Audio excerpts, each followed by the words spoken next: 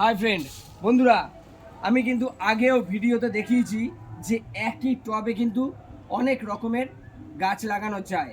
তো আসুন দেখাচ্ছি। এই যে দেখুন, আমার কিন্তু এটা নাকচম্পা গাছ। নাকচম্পা গাছের টবের মধ্যে আমি গ্রো ব্যাগে করেছি বস্তায়। তো দেখুন কত সুন্দর শাক হয়েছে। দেখুন, এই যে দেখুন, প্রত্যেকটা টবে কিন্তু শাক ভর্তি।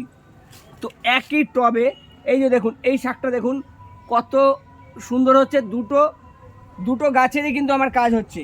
শাকটা কেটে নেব, এই গাছটা গাছের জায়গায় থেকে যাবে। প্রত্যেকটা টবে কিন্তু আমার শাকের দানা ফেলা আছে। এই যে দেখুন, প্রত্যেকটা টবে কিন্তু আমার শাকের দানা, প্লাস দেখুন এই যে লঙ্কার গাছ, এই যে আপনার এই টবে কিন্তু আমার লঙ্কার গাছও লাগানো আছে। লঙ্কার গাছ, শাক, সব রকম একই টবের মধ্যে করা যাবে। এই যে রঙ্গন গাছটা আছে, রঙ্গন গাছের টবে আমার লঙ্কার গাছ আছে, শাক আছে। আপনারাও এইভাবে করতে পারবেন। ভিডিওটি ভালো লাগলে লাইক, শেয়ার, কমেন্টস করবেন। প্লিজ চ্যানেলটিকে সাপোর্ট করে নেবেন।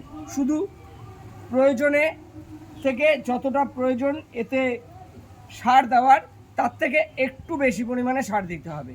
তো একটু যত্ন নিতে হবে। নমস্কার বন্ধুরা।